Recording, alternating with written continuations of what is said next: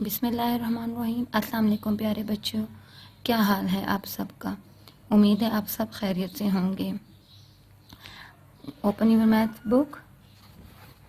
आपको मैंने last video में एक्सरसाइज 1A के मैं आपको ये 3 क्वेश्चंस करवा चुकी हूँ। उम्मीद है आप सब ने इसको अपनी कॉपीज़ पे नोट डाउन कर लिया होगा।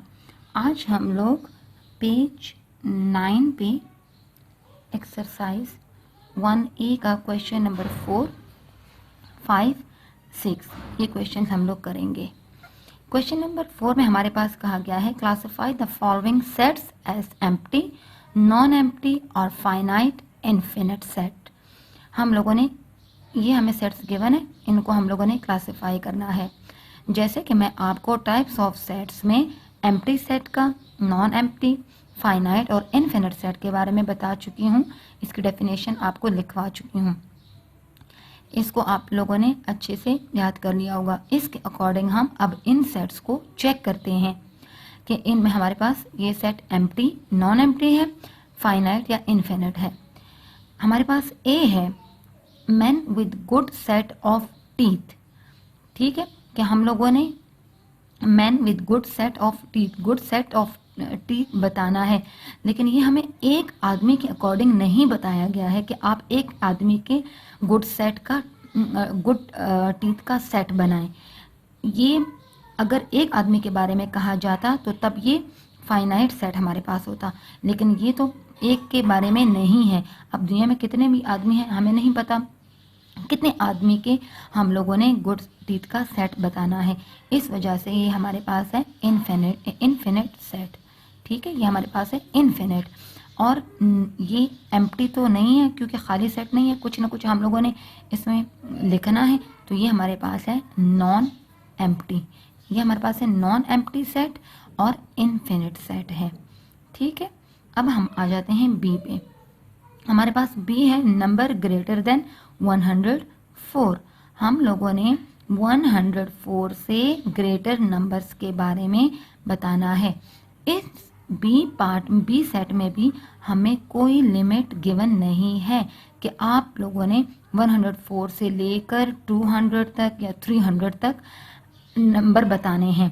104 से 100 ऑन जितने भी ग्रेटर नंबर है उसका हम लोगों को कहा गया कि आप सेट बनाएं। चूंकि इसकी हमें लिमिट गिवन नहीं है, दैट्स वाई ये हमारे पास है इनफिनिट सेट। ठीक है, इनफिनिट सेट है और नंबर हमने बताने हैं, तो इस वजह से है ये नॉन एम्प्टी सेट, एम्प्टी नहीं है। अब आ जाते हैं पार्ट सी की तरफ। पार्ट सी में हमारे पास है straight lines that can be drawn on the surface of a sphere. हमने स्फीयर के सरफेस के स्ट्रेट लाइंस के बारे में बताना है इन सेट्स में। तो सरफेस पे, स्फीयर के सरफेस पे अब हमें नहीं पता, हमें कोई लिमिट नहीं गिवन, ये काउंटेबल नहीं है कि कितनी लाइंस होंगी। दैट्स वाई ये भी आपके पास इनफिनिट सेट है और नॉन एम्प्टी सेट है। डी हमारे पास आ जाता है प्राइम फैक्टर्स ऑफ 357। तो 357 के प्राइम फैक्टर, ये हमें लिमिट गिवन है, हम काउंट कर सकते हैं कि 357 के हमारे पास कितने फैक्टर्स बनते हैं, प्राइम फैक्टर्स बनते हैं। इस वजह से ये हमारे पास फाइनाइट सेट है और नॉन एम्प्टी है। ई हमारे पास आ जाता है power of 10 less than a million. तो हम लोगों ने 10 की पावर्स का सेट बनाना है, जो कि हमें पता है कि मिलियन तक ही बनाना है।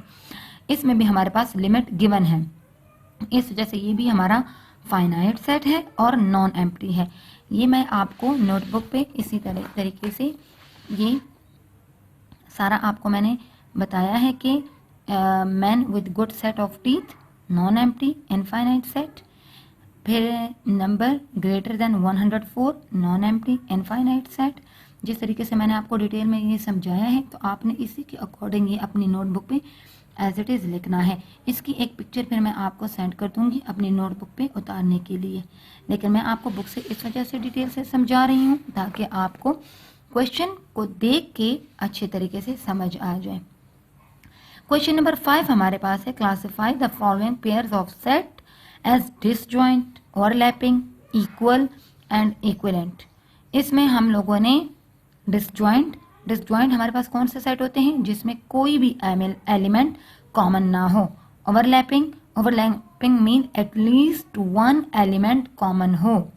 इक्वल मीन उसके सारे एलिमेंट्स आइडेंटिकली एक जैसे हों। इक्विवेलेंट मीन कि उसके नंबर ऑफ एलिमेंट इक्वल हों। तो इनके अकॉर्डिंग हम लोगों ने इन सेट्स का बताना है।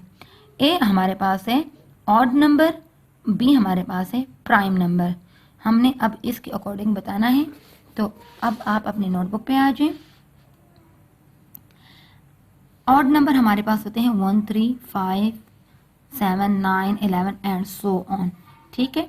प्राइम नंबर हमारे पास कौन से नंबर होते हैं 2, 3, 5, 7, 11 एंड सो ऑन। अब इसमें हम अगर चेक करें कि ऑड नंबर में यहाँ हमारे पास 1 है, यहाँ 2 है, मीन कि ये हमारे पास एक जैसे नहीं है। जब कोई भी डिसजॉइंट का मैंने आपको बताया कि कोई एलिमेंट उसमें एक जैसा ना हो। अब इसमें 3, 5 एक जैसा है, इट्स मीन ये डिसजॉइंट नहीं है।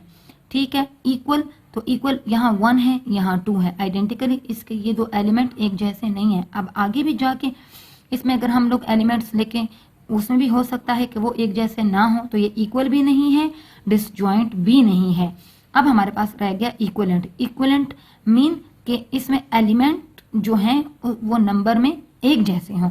अब इसके अगर हम आगे सेट्स लिखें, एलिमेंट लिखें, हो सकता है कि ये एक इक्वल ना हो, मतलब इसके नंबर ऑफ एलिमेंट पूरे ना हो, इस वजह से ये इक्विवेलेंट भी नहीं है। ओवरलैपिंग सेट्स ही हमारे पास आ जाता है। क्यों? क्योंकि इसमें 3 एंड 3, 5 एंड 5 एक जैसे हैं।